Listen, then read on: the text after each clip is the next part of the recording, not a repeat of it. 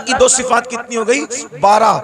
यानी जब तक वो 12 सिफात का मजहर ना हो जाए उस वक्त तक वो अल्लाह का वली नहीं होता है।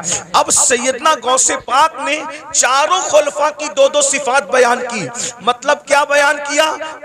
वली न कभी राफजी बन सकता है, न वली कभी नासबी बन सकता है। वली नासबी भी नहीं बन सकता, राफजी भी नहीं बन सकता। जो वली बनेगा वो अहले सुन्नत व जमात में से बने। क्या बात है हजरत, माशाअल्लाह माशाअल्लाह। नासबी की अहले बैत से नहीं जमती है, नासबी की अहले बैत से नहीं जमती, और राफजी की सिद्दीक व उमर से नहीं जमती। हालांकि जब तक इनकी सिफात पैदा न करे उस वक्त तक वो वली नहीं हो सकता। इसीलिए पूरी दुनिया के अंदर पूरी उम्मत जिनकी विलायत पर मुत्तफिक है, सारे वलियों को पढ़कर देख लो, सबका ताल्लुक न नासबियों में होगा न राफजियों में होगा। हर वली आपको सिर्फ और सिर्फ अहले सुन्नत व जमात में नजर आएगा। हक है, बेशक बेशक, जिंदाबाद जिंदाबाद, माशाअल्लाह। शाह जमालुल औलिया को देख लीजिए, उनका ताल्लुक अहले सुन्नत व जमात से है ना। इसी तरीके से आप महबूब इलाही को देख लीजिए, उनका ताल्लुक अहले सुन्नत व जमात से। इसी तरह कुतुबुद्दीन बख्तियार काकी को देख लीजिए, उनका ताल्लुक अहले सुन्नत व जमात से। सैयदना मखदूम अशरफ जहांगीर सिमनानी को देख लो, उनका ताल्लुक भी अहले सुन्नत व जमात से है। 90 लाख मुनकिरों को ईमान की दौलत अता करने वाले गरीब नवाज का ताल्लुक भी अहले सुन्नत व जमात से। वाह वाह वाह, माशाअल्लाह। अब आपको पता चला जिनके अंदर वली जैसे हीरे हैं वो सिर्फ और सिर्फ अहले सुन्नत व जमात है।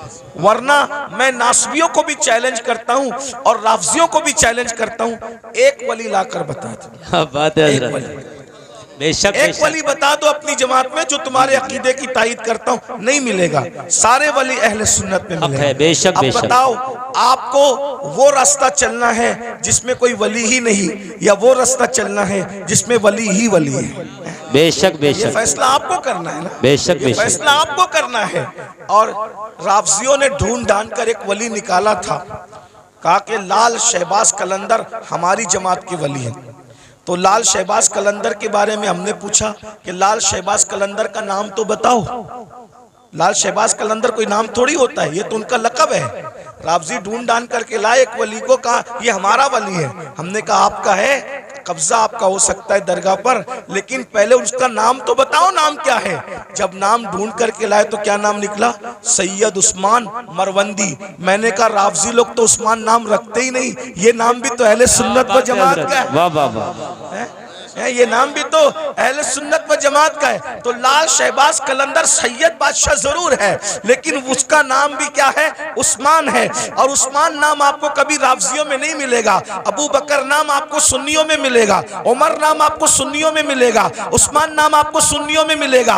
अब आपको इतना पता चल गया राफजी ये नाम नहीं रखते। लेकिन एक बात मैं आपको बता दूं, अब सुन्नी कौन कौन? तो अल्लाह अकबर, हम मौला अली के घर में देखते हैं तो वहां पर अबू बकर नाम का बेटा भी मिल रहा है, उमर नाम का बेटा भी मिल रहा है, उस्मान नाम का बेटा भी मिल रहा है। अल्लाह अकबर, अंदाजा फरमाए। तो इसलिए वो रास्ता इख्तियार करो जिस रास्ते पे मौला अली थे, वो रास्ता इख्तियार करो जिस रास्ते पे इमाम हसन थे, वो रास्ता इख्तियार करो जिस पर इमाम हुसैन थे। अब वो 12 सिफात कौन सी है उसको सुन लीजिए। 2 सिफात, अल्लाह की 2 सिफात का मजहर होता है। अल्लाह की 2 सिफात क्या है?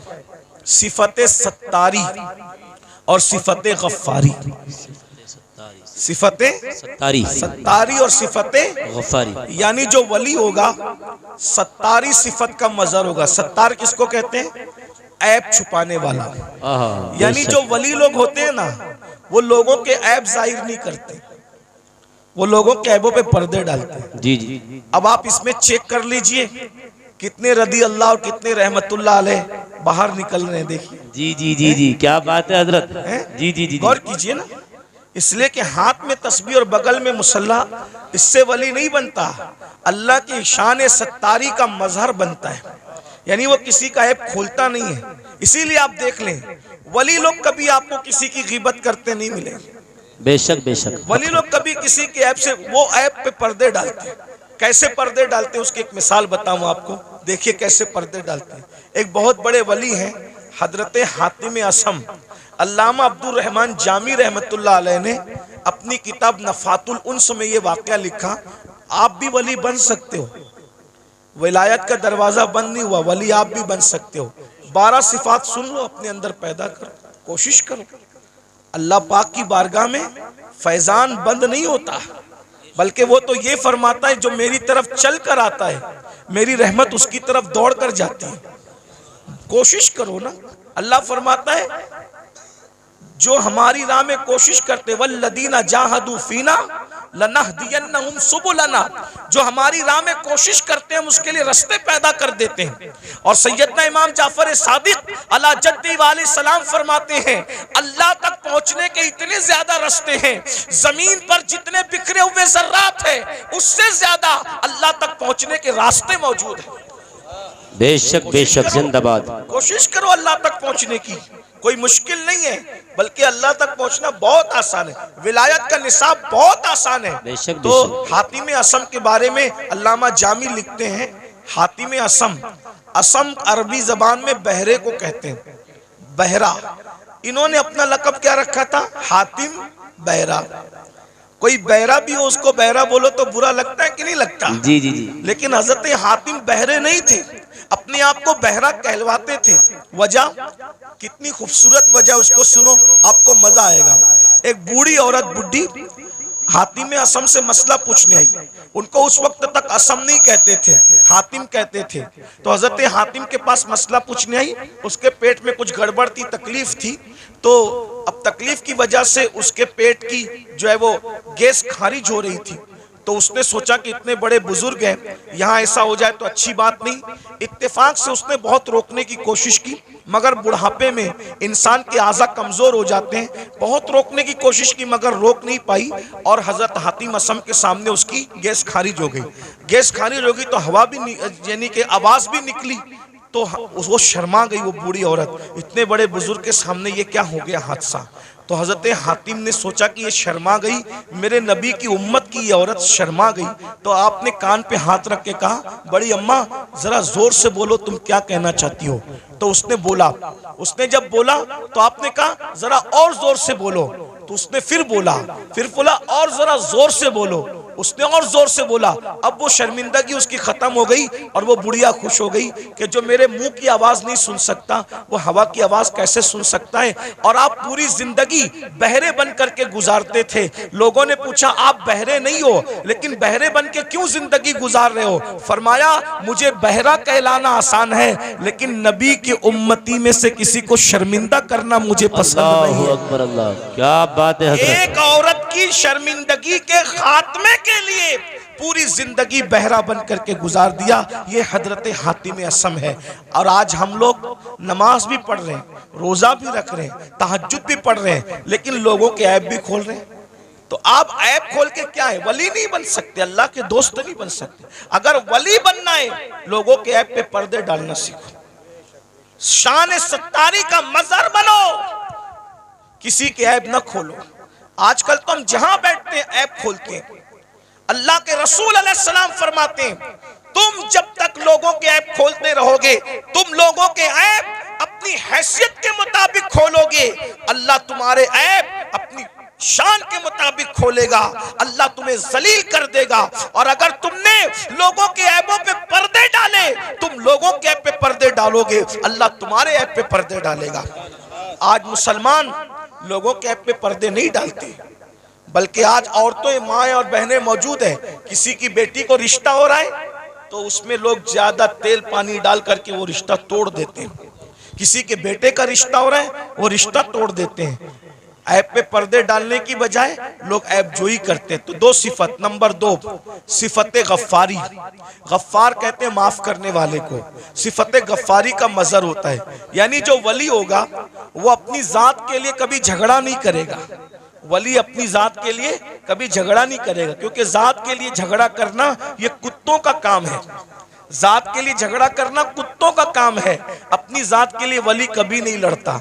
अब आपसे पूछता हूं, आज हम अपनी जातियात के लिए कितना लड़ते हैं? कितना लड़ते हैं? बाइक टकरा गई, झगड़ा हो गया। पानी मुझे पहले नहीं दिया, झगड़ा हो गया।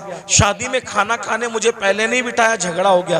बोलो आज हम अपनी जात के लिए लड़ रहे हैं, इसका मतलब हम अल्लाह के वली कब बनेंगे? जात के लिए जो लड़े वो कुत्ते की सिफत रखता है, वो वली की सिफत नहीं रखता। अब आप देख लीजिए कितने लोग हैं जो जात के लिए लड़ते फिरते हैं। अल्लाह अकबर। एक वाक़या इस पर भी सुन लें कि एक बुजुर्ग के पास एक मुरीद आया और वो मुरीद आकर के कहता है, हजरत आप मुझे इस्म आज़म सिखा दें। अगर आपने मुझे इस्म आज़म सिखा दिया तो मैं उस इस्म आज़म के ज़रिए से बहुत काम लूँगा। इस्म आज़म क्या है उसको सुन लें। इस्म आज़म कहते हैं उस अल्लाह के उस नाम को अगर मुर्दे पे पढ़ दो तो मुर्दा जिंदा हो जाए, जिंदे को पढ़ के घूर दो तो जिंदा मर जाए। इस्म आज़म की बड़ी बरकत है। फरिश्ते पढ़ते पढ़ते पलक के झपकते आसमान पे जाते हैं और आसमान से ज़मीन पे आते हैं। तो चूँकि इस्म आज़म बहुत बड़ी चीज़ है, सूफिया ने इसको छुपा रखा है, अल्लाह ने भी इसको छुपा रखा है। ये सबको नहीं बताया जाता, जो उसका हकदार होता है उसी के दिल पर इल्का किया जाता है। तो मुरीद अपने पीर से कहता है इस्म आज़म सिखा दें। पीर साहब वाकई पीर साहब थे। उन्होंने कहा बेटा सुबह से शाम तक तुम बाजार में जाकर के बैठो, इंशाअल्लाह शाम को देखेंगे तुम्हें इस्म आज़म सिखाना है कि नहीं सिखाना है। वो सुबह से शाम तक बाजार में बैठे तो क्या देखा, बाजार में बहुत करप्शन हो रहा है, खूब जुल्म हो रहा है, कोई किसी का पुरसान हाल नहीं है। सुबह से लेके शाम तक एक दूसरे पे जुल्म हो रहा है। वो बार बार हाथ मारते थे अपनी रान पर, मुर्शिद ने अच्छा नहीं किया, पीर साहब ने अच्छा नहीं किया, काश के मुझे इस्म आज़म सिखा देते तो अभी ये जुल्म करने वालों को घूर देता, मार डालता, तबाह कर देता, बर्बाद कर देता। सुबह से शाम तक यही होता रहा। लेकिन शाम के वक्त जो है बहुत खतरनाक मंजर देखा।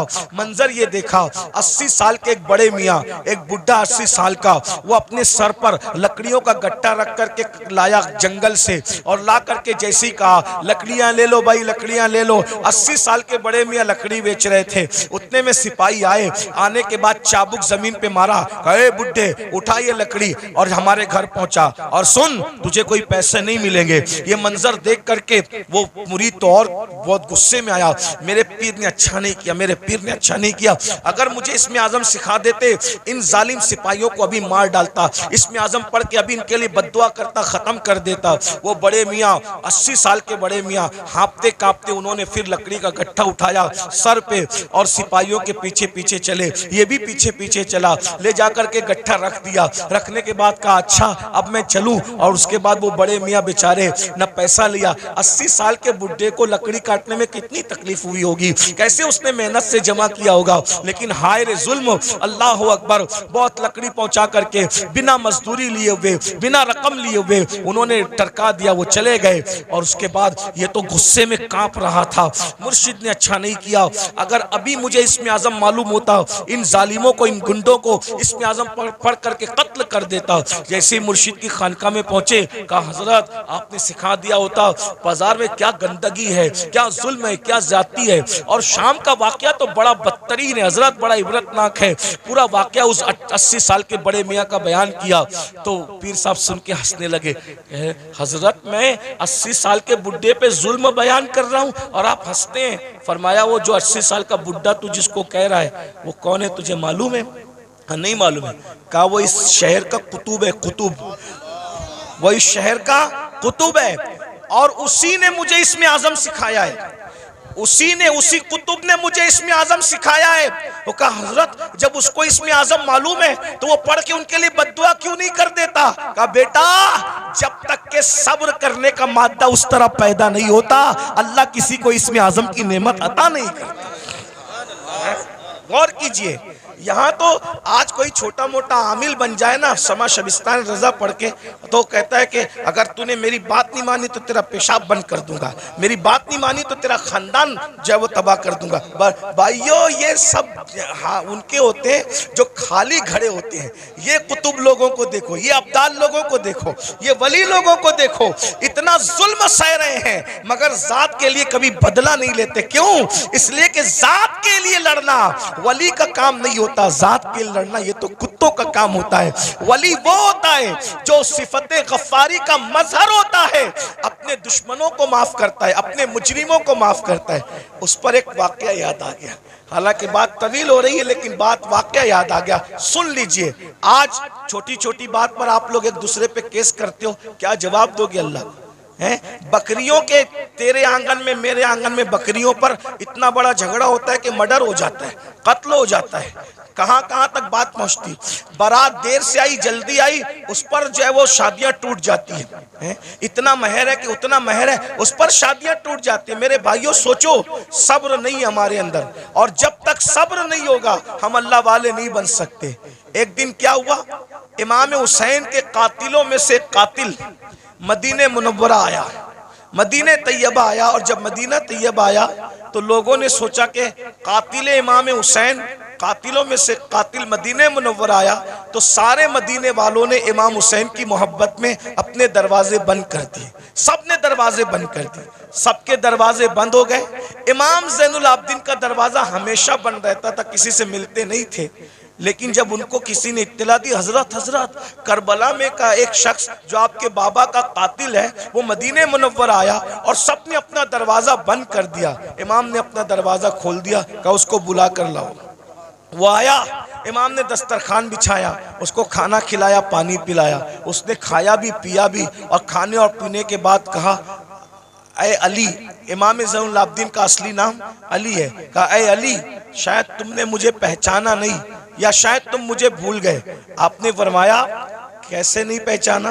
अरे ये मदीने वाले क्या करबला में थे? कहा नहीं थे। कहा जो करबला में नहीं थे उन्होंने तुझे पहचान लिया, मैं तो करबला में मौजूद था ना, मैं तुझे कैसे नहीं पहचानूंगा? वो तू ही जालिम है ना। तेरे कहने पे मेरे बाबा के जिस्म पे घोड़े दौड़ाए गए थे, मेरे नन्हे से भाई के हलक पर तीर चलाया गया था, मेरी फूफियां, मेरी अम्मियां, मेरी बहनों के दुपट्टे छीने गए थे, तू ही वो जालिम है ना।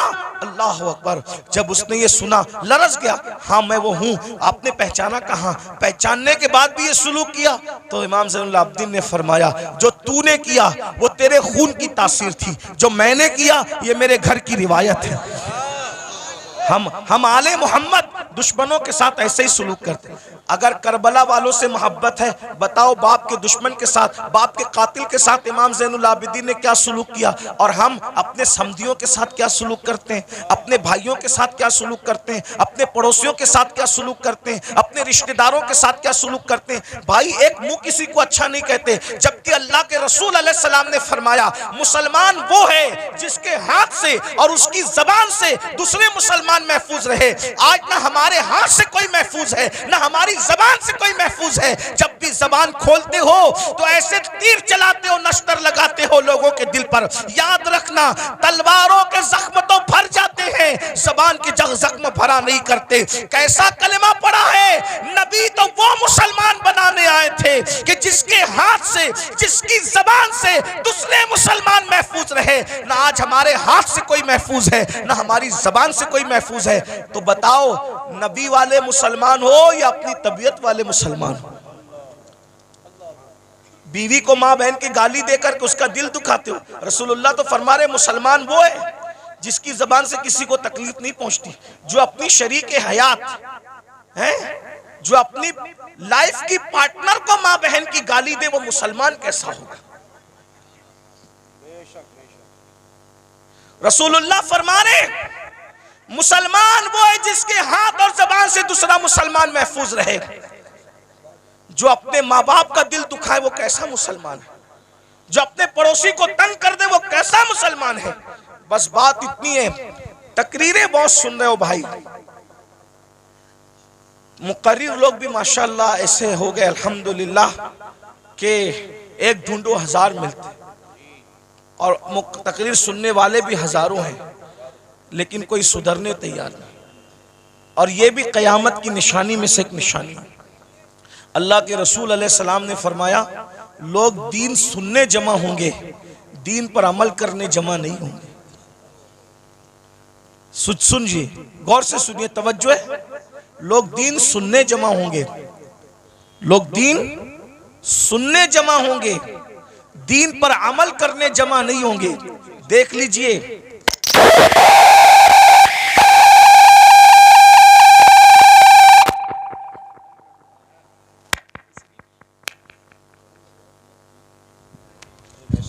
किसी की बच्ची मदरसे में रह गई है, वो रो रही है, उसके माँ बाप जहाँ भी हैं वो अपने बच्चे को जाकर के ले ले। वो रो रही है, छोटी सी बच्ची।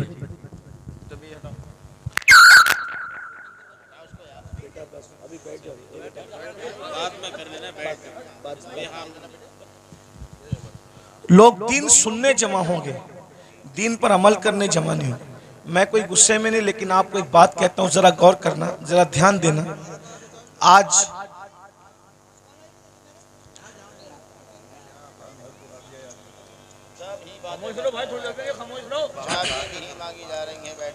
दुरूशी पढ़ने आप लोग सल्लल्लाहु अलैहि वसल्लम सलातु व सलाम अलैका या रसूल अल्लाह सल्लल्लाहु अलैहि वसल्लम।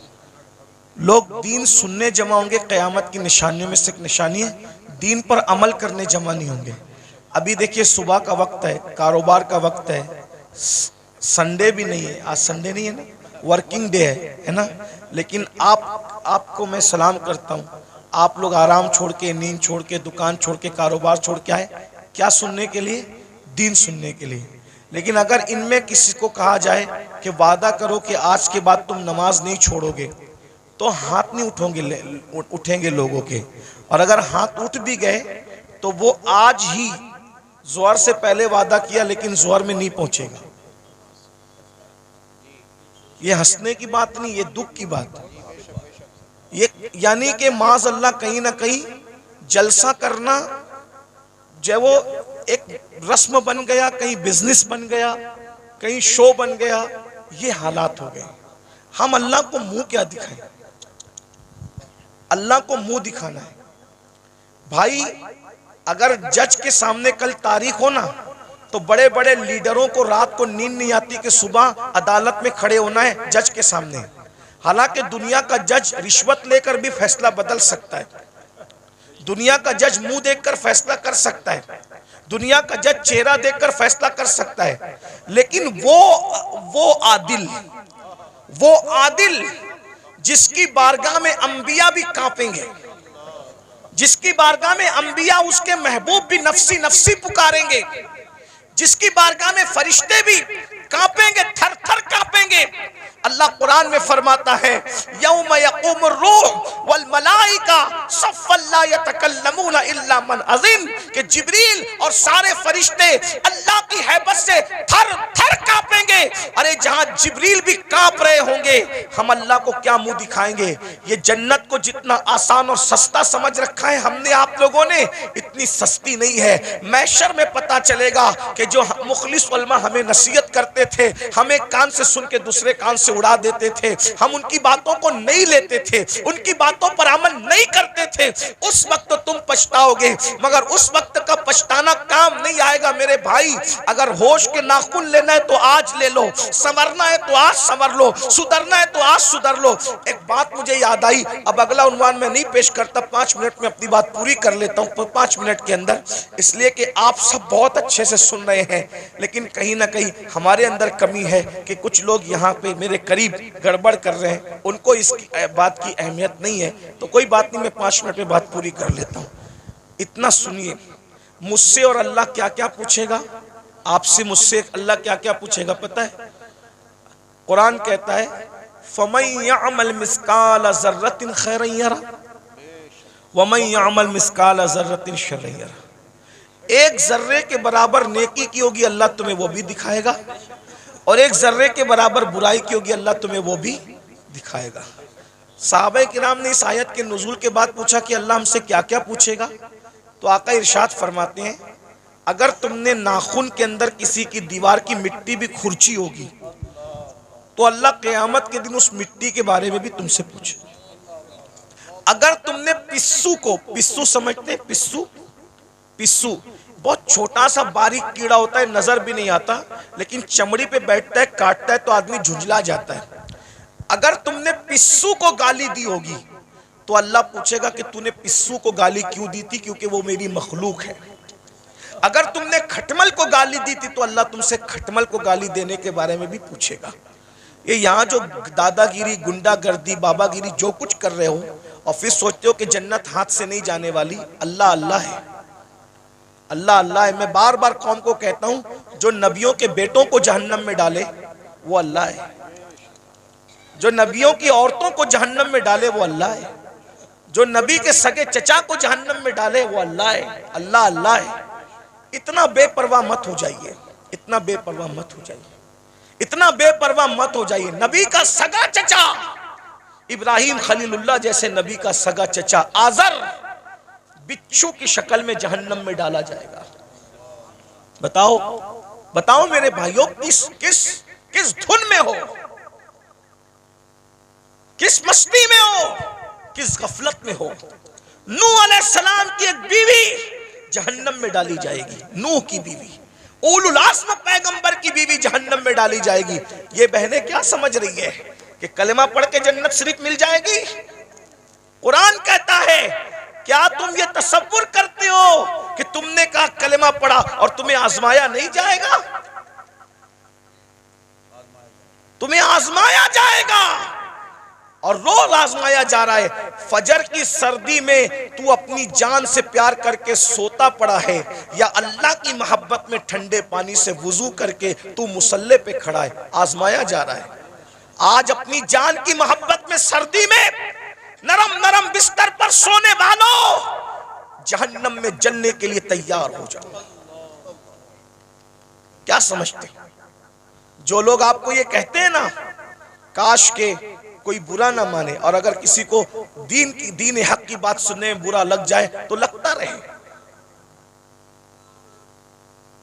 बहुत कुछ सोचकर बना हूं मौजे दरिया का हरीफ, वरना मैं भी जानता था आफियत साहिल में है। एक कड़वी कसेली बात सुनने के लिए हिम्मत इसीलिए जुटाता हूं कि पूरी दुनिया मुझे गाली दे, लेकिन सिर्फ मेरा अल्लाह और मेरा रसूल मुझसे खुश हो जाए, बस। जो पिया को भाई अख्तर वो सुहाना राग है, जिससे ना खुश है पिया वो रागनी अच्छी नहीं। जो आपको जलसों में कहते हैं ना, इनका चेहरा देखो और जन्नत में जाओ, इनका चेहरा देखो जन्नत में जाओ, अमीनुल कादरी का चेहरा देखो जन्नत में जाओ, ये शैतान ने इनकी फिक्र को अगवा कर लिया है। वो तुम्हें जहर दे रहे हैं, जहर। कोरोना का वायरस इतना खतरनाक नहीं है, बदअमली और बदअकीदगी के बाद भी जन्नत का टिकट बांटने का वायरस इतना खतरनाक है। कोरोना किसी को होगा तो वो अकेला मरेगा। ये गंदगी जो आएगी ना, कि बेअमली के बाद भी, जिना के बाद भी, बदकारी के बाद भी, हरामकारी के बाद भी, सिर्फ सलीम मियाँ को देखो जन्नत में जाओ, अमीनुल कादरी को देखो जन्नत में जाओ, और मुफ्ती साहब को देखो जन्नत में जाओ। मेरे भाई, जिनको देख देख करके जन्नत बांट रहे हो, क्या तुम्हारे पास कोई गारंटी है कि ये लोग भी जन्नत में जाएंगे? हैं? बताओ ना। खिलवाड़ न करो। ये कौम बहुत भोली है, ये हमारी बातों पर यकीन करती है, लेकिन मेरी कौम के नाजिमों, मेरी कौम के वाइजों, उलमा नहीं करते। जो वाकई आलिम रब्बानी वो ये काम नहीं करता। उसको पड़ी नहीं है प्रोग्राम की, कोई बुलाए तो बुलाए, कोई नहीं बुलाए तो बुलाए। जिन्होंने धंधे पानी शुरू कर रखे हैं वो तुम्हारी चापलूसियां करते हैं, और तुम भी नारे लगाते हो, इनको देखो जन्नत में जाओ, और फिर उसके बाद आप सिर्फ जब देख करके जन्नत मिलेगी, कोई बेवकूफ है फजर पढ़ने के लिए उठेगा? कोई बेवकूफ है जो चेहरे पे दाढ़ी रखेगा? कोई बेवकूफ है जो मुसल्ले पे रोएगा? अरे तुमने किसको देखा?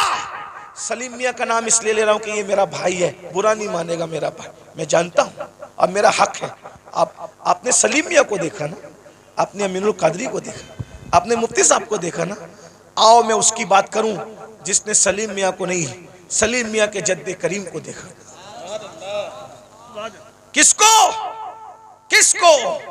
खुदा को देखने वाली जो आंखें हैं वो मुस्तफा जाने रहमत की आंखें हैं। सैयदना फारूक आजम ने रसूलुल्लाह को देखा, बार बार देखा, हर बार देखा, जंग में देखा, अमन में देखा। अरे उमर तो ऐसे नमाजी थे कि पहले सब में नमाज पढ़ते थे, फिर भी हालत नमाज में कंकियों से नबी का चेहरा देखते थे।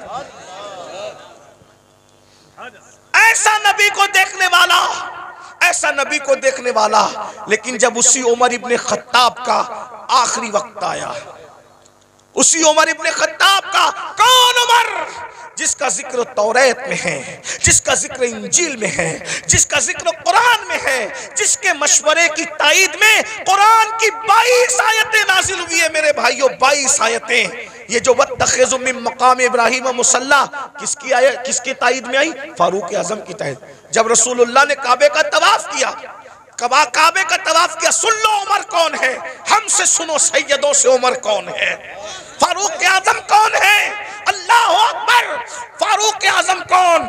जब रसूलुल्लाह ने काबे का तवाफ किया तो सहाबा से मशवरा किया कि वाजिबुत तवाफ जो नफिल नमाज है कहाँ पढ़ी जाए। सहाबा का दिल खुश करने के लिए किसी ने कहा काबे के अंदर पढ़िए, किसी ने कहा हतीम में पढ़िए, किसी ने कहा यहाँ पढ़िए, किसी ने कहा वहां पढ़िए। फारूक आजम ने कहा या रसूल अल्लाह, जहाँ आपके दादा इब्राहिम अलैहिस्सलाम के कदम का निशान है वहां पर आप नमाज अदा कीजिए। अभी उमर ये कह ही रहे थे कि जिब्रील आ गए, कहने लगे वत्तखिज़ु मिन मक़ाम इब्राहिम मुसल्ला, जहाँ आपके दादा इब्राहिम के कदमों का निशान है उसको अपना मुसल्ला बना लीजिए। शराब की हुर्मत की बात फारूक आजम के मशवरे की ताईद में, पर्दे की बात फारूक आजम के मशवरे की। और कौन फारूक आजम जिसके बारे में कहा मेरे बाद अगर कोई नबी होता उमर इब्न खत्ताब होता। कौन फारूक आजम?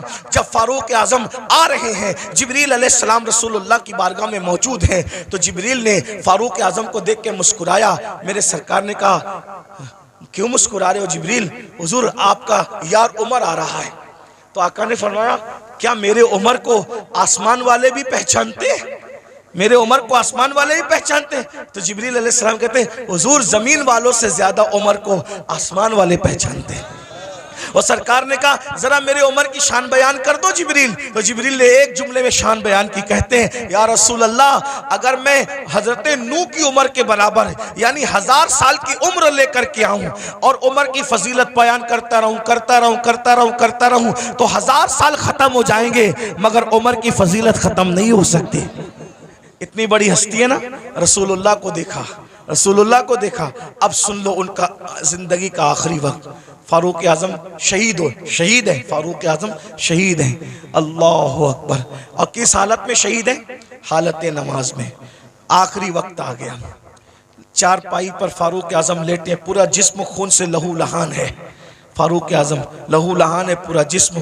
फारूक आजम अपने बेटों से कहते हैं मेरे बेटो, मेरे बच्चों, तुमने मेरी फर्मा बरदारी की, मैंने जो कहा तुमने मेरी बात मानी, अल्लाह ने मुझे फर्मा बरदार औलाद अता की, आज मेरी फर्मा बरदारी करोगे आखिरी वक्त में? लोगों बच्चों ने कहा जी हुजूर ज़रूर करेंगे। फरमाया एक काम करो, मुझे चारपाई से उठा के ज़मीन पे डाल दो। देखो ये फारूक आजम के आखिरी लम्हात है, ये उनकी आजिज़ी है, ये उनकी इनकिसारी है, ये उनका इखलास है। जन्नत का कहाँ ख्वाब देख रहे हो भाइयों? ना वुज़ू आता है ना गुस्ल आता है। 2 रकत नमाज जुमा पढ़कर ऐसे भागते हो जैसे स्कूल की छुट्टी होने पे स्कूल के बच्चे भागते हैं। भाइयों ज़रा सोचो ना, ज़रा गौर करो ना, ज़रा गौर तो कीजिए, अपने आप पे रहम कर लीजिए।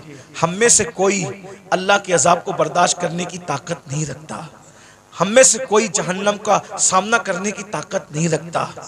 मत अब धोखा दीजिए अपने आप को, मत फरेब कीजिए अपने आप से, अपनी आखिरत को तबाह मत कीजिए। वो मुसलमान बनिए जैसे हुजूर मुसलमान बनाने आए थे। सैयदना फारूक आजम फरमाते हैं मुझे चारपाई से उठाकर जमीन पे डाल दो। जब जमीन पे डाल दिया गया तो फारूक आजम खाक पर अपने चेहरा रगड़ने लगे और रोकर कहते अल्लाह उमर की बख्शिश कर दे, उमर की जिसको रसूलुल्लाह ने जन्नत की बशारत दी उसकी जिंदगी का एंड ये है। उमर की ये उनका खौफ खुदा है, ये उनकी आजिज़ी है, ये उनकी इनकिसारी है। अल्लाह उमर की बख्शिश कर दे, मगफिरत कर दे। रो रहे हैं, मैं उमर क्या जवाब दूंगा तेरी बारगाह में, उमर क्या हिसाब देगा तेरी बारगाह में। इधर का चेहरा रगड़ते हैं, इधर का गाल रगड़ते हैं और अल्लाह की बारगाह में कहते हैं मुझे माफ़ कर दे, मेरे बुढ़ापे पे रहम कर दे। किसी ने कहा अमीरुल मोमिनीन आप तो वो है ना, आप वो हैं कि आपने इतना फतुहात, इतने फतुहात किए, ये काम किया दीन का, ये काम किया दीन का, ये काम किया दीन का। सर उठा के कहते हैं ओ मनक़बत पढ़ने वाले खामोश, ये मनक़बत पढ़ने का टाइम नहीं। क्या कहा? ये मनक़बत पढ़ने का टाइम नहीं है। और हम तो माइक पर अपनी फजीलत सुन के खुश होते हैं, जबकि वो सही भी नहीं होती, झूठ झूठ होती है, झूठ झूठ होती है। अस्तगफिरुल्लाह। बहुत सारे नाजिम लोग 25,000 20,000 सिर्फ झूठ बोलने का लेते हैं। उस कौम को बर्बादी से कौन रोक सकता है जो कौम झूठ बोलने के लिए 25,000 रुपये देती है। आना सलीम मियाँ की करामत गढ़ के बयान करना 25,000 लोग, अमीनुल कादरी की करामत बयान करना 25,000 लोग, मुफ्ती साहब के बारे में बताना, इन जैसा तो आलिम रब्बानी जो है वो 200 साल में हुआ ही नहीं है। ये सब कहना। अरे सुनने वालों, तारीफ सुनने वालों, अल्लामा शरफुद्दीन यहिया मनीरी कहते हैं दुनिया में जितना बड़ा दावा करेगा कयामत के दिन उतनी बड़ी दलील अल्लाह को पेश करनी पड़ेगी। हैं बताओ मेरे भाइयों, कहाँ हो? जलसों का मिजाज बदल दिया तुम लोगों ने, सब चौपट करके रख दिया। दीन जलसों में नहीं होगा तो कहाँ होगा? फारूक आजम की जो मनकबत पढ़ी जा रही थी वो कोई नाजिम नहीं पढ़ रहा था, वो सच्ची मनकबत थी। अरे जिसकी मनकबत कुरान पढ़े उससे बड़ा वली कौन हो सकता है? अल्लाह अकबर। लेकिन फारूक आजम ने रोक दिया, फरमाया ओ मनकबत पढ़ने वाले, ये मनकबत पढ़ने का टाइम, चुप रहे, खामोश रहे, और मैं जो कर रहा हूं मुझे करने दे। और फिर सर उठाकर लोगों से कहा, लोगों तुम मेरी मनकबतें पढ़ते हो? सुनो, उमर तो बस इतनी तमन्ना रखता है अल्लाह की बारगाह में, अल्लाह ना मुझे कोई सवाब दे, जुमले सुनो फारूक, अल्लाह ना मुझे कोई सवाब दे, ना कोई मर्तबा दे, ना कोई मकाम दे, और ना मुझे अजाब दे, ना जहन्नम में डाले, वो मुझे बराबर सराबर ऐसे ही छोड़ दे, तो उमर समझेगा कि उमर कामयाब हो गया। ये फारूक आजम की आजिज़ी है। और हम कहाँ है, किधर है? भाइयों तौबा करो, रमजान शरीफ करीब आ रहा है, इरादा करो एक भी रोजा नहीं छोड़ूंगा, सारे रोजे रखूंगा।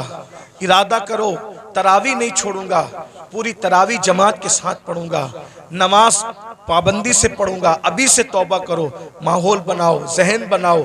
और अगर आप दीन के करीब नहीं आए भाई, ऐसे ही आप आवारा गर्दी करते रहे, हराम लुक्मा खाते रहे, गुनाह करते रहे, फिल्में देखते रहे, किसी का कुछ नहीं बिगड़ेगा। आप अपनी आखिरत को बर्बाद करोगे, तबाह करोगे। जब अल्लाह नबी की बीवी को उठा के जहन्नम में डाल सकते हैं, नूह अलैहिस्सलाम की बीवी की शक्ल में, अगर वो हमें जहन्नम में डालेगा कौन बचाएगा, कौन रोकेगा? बताइए ना।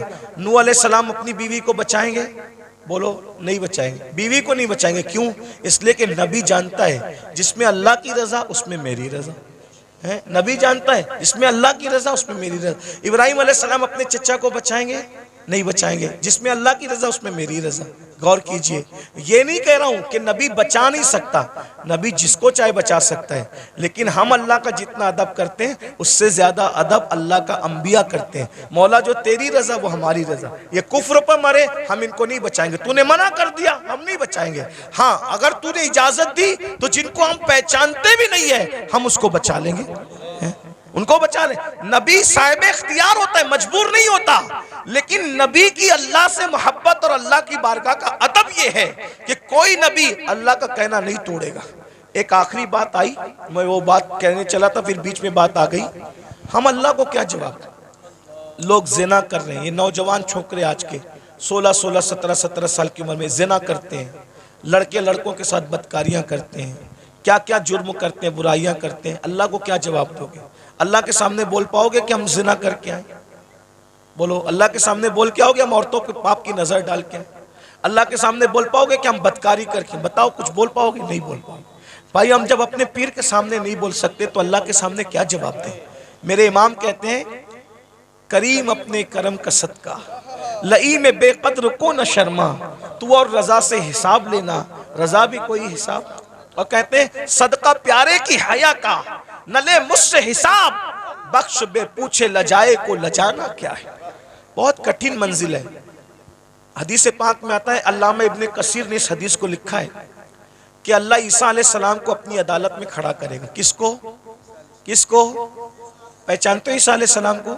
हमारे नबी से पहले जो नबी आए वो कौन थे? ईसा अलैहिस्सलाम। और ईसा अलैहिस्सलाम कौन है आपको पता है? ये कंवारी मरियम, जिसको किसी मर्द ने हाथ भी नहीं लगाया, अल्लाह ने बिन बाप का कंवारी बतुल मरियम से ईसा अलैहिस्सलाम को पैदा किया। सुभान अल्लाह। अल्लाह ने इनको झूले में बोलने की ताकत अता की। ये कलेमतुल्लाह है, रूहुल्लाह है।